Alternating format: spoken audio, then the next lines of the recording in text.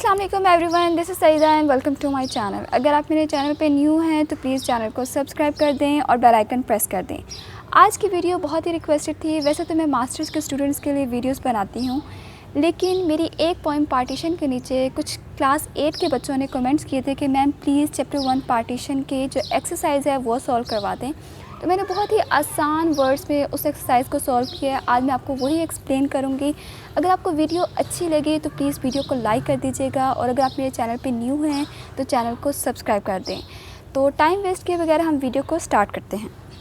सबसे पहले हमारे पास आ जाती है कॉम्प्रिहेंशन। उसमें पार्ट ए है mark the sentences as true और फॉल्स। अगर आपने चैप्टर की अच्छे से रीडिंग की होगी तो आपको फ़ौरन सेंटेंस पढ़ के पता चल जाएगा कि ये ट्रू है या फॉल्स है।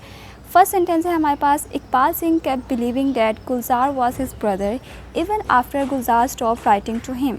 ये सेंटेंस ट्रू है, बिल्कुल ठीक है, क्योंकि इकबाल सिंह यही यकीन कर रहे थे कि गुलजार उसका भाई है, इवन के उसने इतनी दफ़ा उनको लिखा कि मैं उनका भाई नहीं हूँ। ठीक ठीक। सेकेंड सेंटेंस है हमारे पास, हरभजन सिंह वॉज अ ज़मींदार ऑफ हिस कस्बा। फॉल्स, हरभजन सिंह अपने कस्बे के ज़मींदार नहीं थे। थर्ड पे है the family felt as if they were being uprooted from their land.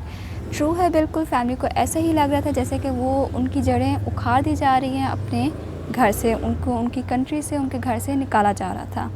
Next fourth sentence है हमारे पास, द फैमिली ट्रैवल टू मियाँ वाली बाय ब्लॉक कार्ट। नहीं, फॉल्स है, क्योंकि फैमिली ने जो ट्रैवल किया था वो पैदल गए थे, दे ट्रैवल बाय फुट। ठीक है, तो ये फॉल्स होगा। फिफ्थ है Harbhajan Singh was able to meet Afzal Chacha and his son Ayaz. ये भी फॉल्स है। हरभजन सिंह चाहते तो थे कि वो अफजल चाचा और उसके बेटे से मिले, लेकिन वो मिल नहीं सके थे। सिक्स पे है हमारे पास, Gulzar was able to convince the family that he wasn't their son. तो ये भी फॉल्स है, क्योंकि गुलजार उनको कन्विंस नहीं कर सका था। नेक्स्ट हम आ जाते हैं अपने मेन पार्ट बी पे, answer the questions briefly. First है who wanted to meet Gulzar and why. कौन गुलजार से मिलना चाहता था और क्यों मिलना चाहता था। आंसर है mister Harbhajan Singh wanted to meet Gulzar. Mister Harbhajan Singh मिलना चाहते थे गुलजार से, और इसकी रीज़न क्या थी। The reason was he thought that Gulzar was his son whom he had lost during the partition। इसकी वजह क्या थी, वो इससे क्यों मिलना चाहते थे, क्योंकि उनको लगता था कि गुलजार उनका बेटा है जो पार्टीशन के दौरान उनसे खो गया था। ठीक है। नेक्स्ट हमारे पास है second question, what was the situation at Harbhajan Singh kasba at the time of partition. यानी कि पार्टीशन के दौरान जो हरभजन सिंह का जो कस्बा है उसकी क्या सिचुएशन थी। तो इसका आंसर है at the time of partition there were terrible riots at Harbhajan Singh kasba. Fire raged all around and scorched the kasba in those flames. अब यहाँ पे टेरिबल रॉयट्स का मतलब है कि वहाँ पे बहुत ज़्यादा फसाद चल रहे थे, बहुत ज़्यादा लड़ाई झगड़े चल रहे थे उस सिचुएशन में, पार्टीशन के दौरान पे। ठीक है। और फायर रेज्ड का मतलब होता है फायर बहुत ज़्यादा हर जगह पे फैल गई, एंड स्कॉच्ड का मतलब होता है जला देना। ठीक है। वो जो आग के जो फ्लेम्स थे उसकी वजह से जो पूरा कस्बा था वो जल चुका था। ठीक है। Fire raged all around and scorched the kasba in those flames. तो बहुत ही क्रिटिकल सिचुएशन थी हरभजन सिंह के कस्बे की पार्टीशन के दौरान। ठीक है।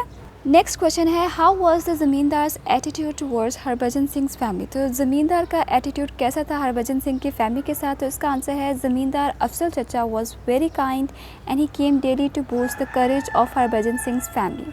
He was also a friend of Harbhajan Singh father, so he treated Harbhajan's wife as his own daughter। तो जो ज़मींदार अफजल चचा थे वो बहुत ही काइंड थे, बहुत ही मेहरबान किस्म के इंसान थे, और वो डेली बेसिस पे आते थे, हरभजन सिंह की फैमिली की हौसला अफजाई करते थे, उनकी हिम्मत बढ़ाते थे। ठीक है। और वो बताते हैं कि जो हरभजन सिंह के जो फादर थे वो उनके दोस्त थे, जो अफजल चचा है। ठीक है। तो उसकी वजह से वो हरभजन सिंह की जो वाइफ है उनको ऐसे ट्रीट करते थे जैसे वो उनकी अपनी ही बेटी हो। ठीक है।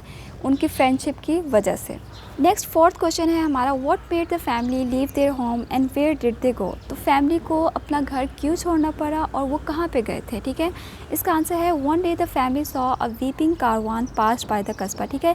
एक रात वो जो फैमिली है वो देखती है कि एक कारवान है जो उस कस्बे से गुजरता हुआ जाता है और वो रो रहा है। ठीक है।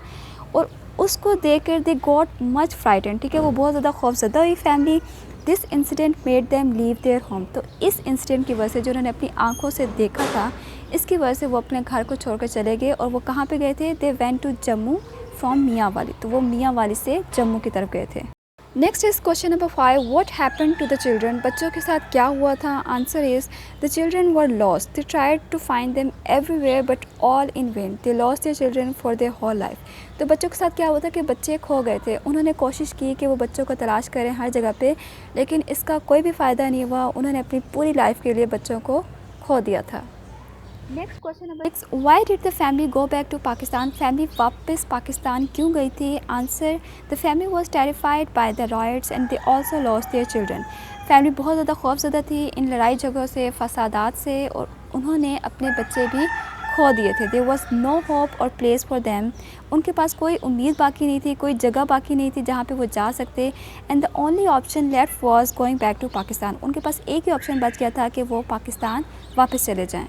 Next question number 7, why was Harbhajan Singh reluctant to meet the zamindar, zamindar से मिलने के लिए हरभजन सिंह रिलक्टेंट क्यों थे। रिलक्टेंट का मतलब होता है अनविलिंग या हेजिटेंट, यानी कि जब आप किसी से मिलने के लिए हिचकिचाएँ या फिर किसी से मिलना ना चाहें, ठीक है, तो ऐसा क्यों था। हरभजन सिंह वॉज रिलक्टेंट और हेजिटेंट टू मीट ज़मींदार because he had this guilt of not trusting the ज़मींदार ऑफ हिज कस्बा।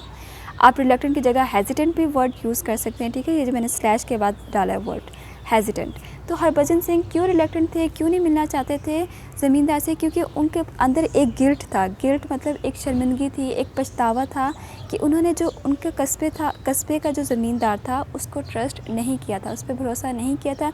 इसी गिल्ट की वजह से वो इस ज़मींदार से मिलना नहीं चाहते थे या हेजिटेंट थे। Next question number 8, were they reunited with their children, तो वो पूछते हैं कि वो जो फैमिली है वो अपने बच्चों से दोबारा मिल गई थी। नहीं, हमने अभी पहले क्वेश्चन का आंसर किया था कि जो बच्चे थे वो उनको कम्प्लीटली खो चुके थे फैमिली, ठीक है, तो इसका आंसर क्या है, no, they were never reunited with their children, वो उन्होंने अपने बच्चों को खो दिया था, वो दोबारा अपने बच्चों से कभी भी नहीं मिले थे, ठीक है। नेक्स्ट है question number 9, what did Dilshad tell Harbhajan Singh, Dilshad Harbhajan Singh को क्या बताती है। तो जो आपका जो चैप्टर है उसका जो एंड वाला पेज है, लास्ट पेज, पेज नंबर 18, उसका फर्स्ट पैराग्राफ में इसका आंसर है, आपने एज इट इज़ उन वर्ड्स को लिख देना, ठीक है, जो दिलशाद बताती है हरभजन सिंह को। यहाँ पे मैंने वो लाइंस लिख दी हैं, आप वहाँ बुक से भी देख सकते हैं।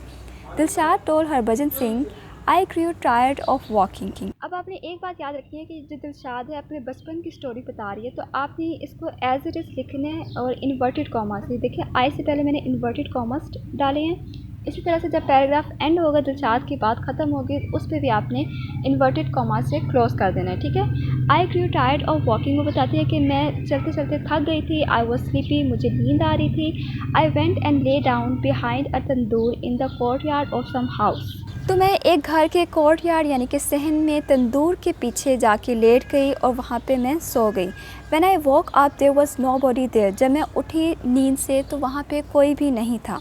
All day long I would look everywhere and then return to sleep in the same place, वो कहती है कि पूरा दिन देखती रहती थी कि कोई मुझे नज़र आ जाए, लेकिन कोई नज़र नहीं आता था, फिर मैं वापस उसी जगह पे जाकर सो जाती थी।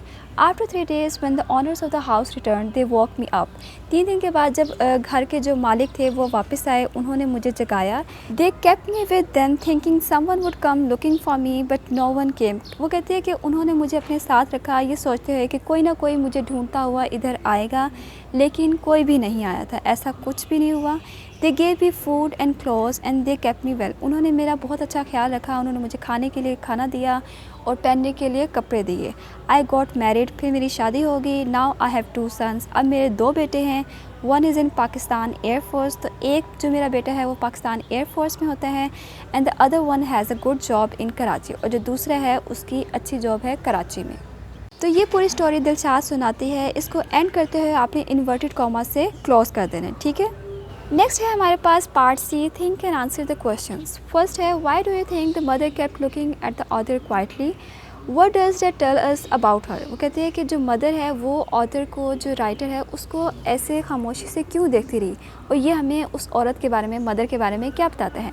The mother kept looking at the author quietly because of her experience with her daughter Dilshad, She didn't trust her as her mother, so the mother was doubtful about the author too. अब जो mother है वो खामोशी से देख रही होती है, इसलिए क्योंकि उसका जो एक्सपीरियंस रहा होता है दिलशाद के साथ वो कुछ सही नहीं होता, क्योंकि दिलशाद जो होती है, अब शी जो है, शी का जो एस है वो कैपिटल होगा क्योंकि ये हमारे पास न्यू सेंटेंस है, ठीक है। दिलशाद उस पर ट्रस्ट नहीं करती कि वो उसकी मदर है। तो इस तरह से जो ऑथर है, जो मदर है, उसके दिल में एक डाउट होता है, तो उसी डाउट की वजह से वो खामोशी से ऑथर को देख रही होती है। सेकंड क्वेश्चन है, what difficulties do you think people face when they are forced to leave their house in country and move to an unknown land. ठीक है, अब पूछते हैं आपसे कि आपके ख़्याल में लोगों को कैसी मुश्किलात को फ़ेस करना पड़ता है जब उनको अपना घर छोड़ना पड़ता है, अपनी कंट्री छोड़नी पड़ती है और किसी भी अननोन जगह पे जाना पड़ता है, ऐसी जगह पे जहाँ पे वो उसको जानते ही ना हो। ठीक है, जहाँ पे पहले वो गए ही ना हो। ठीक है, तो इसका आंसर है, people face many difficulties as it is not easy to leave your house and country you have so much attachment with. ठीक है, अब इसका आंसर आप अपने वर्ड्स में भी लिख सकते हैं कि जो लोग हैं उनको बहुत सारी डिफ़िकल्टीज़, बहुत सारी मुश्किलात का सामना करना पड़ता है जब उनको अपना घर छोड़ना पड़ता है, अपनी कंट्री छोड़नी पड़ती है। क्यों? क्योंकि उनको अपने घर के साथ, अपनी कंट्री के साथ बहुत ज़्यादा अटैचमेंट होती है। People have to sacrifice their jobs, their relations, their emotions, their wealth and their comfort zones in which they were living before। ठीक है, लोगों को बहुत सारी कुर्बानियाँ देनी पड़ती हैं। एक तो उनकी जॉब्स, उनकी जो नौकरियाँ होती हैं वो चल जाती हैं, उनके जो रिश्तेदार होते हैं उनके साथ उनके ताल्लुक़ ख़त्म हो जाते हैं। ठीक है, उनके जो इमोशंस होते हैं वो बहुत सफ़र करते हैं, उनकी जो वेल्थ होती है, जो उनका पैसा जमा किया होता है वो चला जाता है, उनकी जो कंफर्ट जोन्स यानी कि जो बहुत ही आराम से अपनी ज़िंदगी गुजार रहे होते हैं आसाइशों के अंदर, वो सब कुछ उनसे छिन जाता है। ठीक है, जिसमें वो पहले रह रहे होते हैं। They become poor, emotionally weak, helpless and completely hopeless. इस तरह से जब ज़बरदस्ती उनको अपना घर, अपनी कंट्री छोड़नी पड़ती है तो क्या होता है कि वो गरीब हो जाते हैं। ठीक है, क्योंकि जहाँ पे पहले वो रह रहे होते हैं वहाँ पे वो जॉब कर रहे होते हैं, वहाँ पे उनका एक पूरा एक जॉब सीन होता है, उनका घर होता है, सब कुछ, उनकी आसाइशें मिली होती हैं, सब कुछ होता है। ठीक है, लिविंग स्टाइल अच्छा होता है। लेकिन उसके बाद जब उन्हें छोड़ना पड़ता है तो उनके पास ना तो कोई रिसोर्सेज होते हैं, ना कोई पैसे शैसे होते हैं, ना कुछ और होता है कि वो अपनी जॉब स्टार्ट कर सके या घर बना सके। कुछ भी करने के लिए उनके पास बचता नहीं। एक तो इमोशनली भी वो वीक होते हैं, वैसे भी वीक होते हैं, हेल्पलेस होते हैं, यानी कि उनके पास कोई भी मदद नहीं होती है, होपलेस होते हैं, उनके पास उनको कोई उम्मीद नज़र नहीं आती कि वो क्या करें, क्योंकि देखिए उनके पास कुछ भी नहीं रह जाता।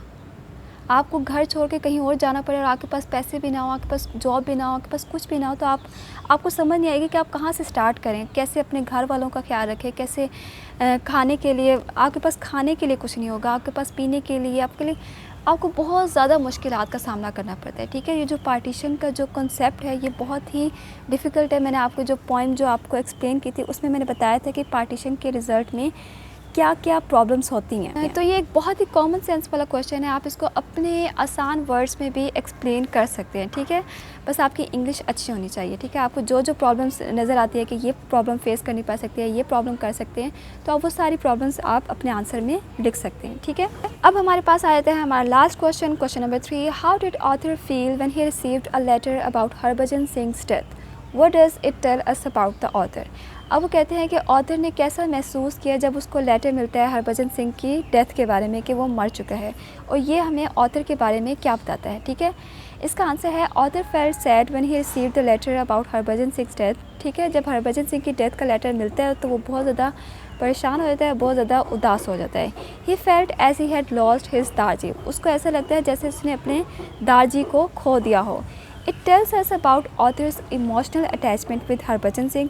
और ये सारी सिचुएशन यानी कि जो ऑथर है उसकी सैडनेस और ये जो दुख होता है उसका, वो हमें बताता है उसकी जो इमोशनल अटैचमेंट थी हरभजन सिंह के साथ, because he had accepted him as his own father. क्योंकि वो हरभजन सिंह को अपने फादर के तौर पे एक्सेप्ट करता है कि जैसे कि वो उसका अपना सगा बाप हो। तो जैसे एक सगे बाप की डेथ होती है, उस पर बंदा परेशान होता है, दुखी होता है, तो ऑथर की यही सिचुएशन थी, वो उसी तरह से दुखी था जैसे उसका अपना बाप मर गया हो।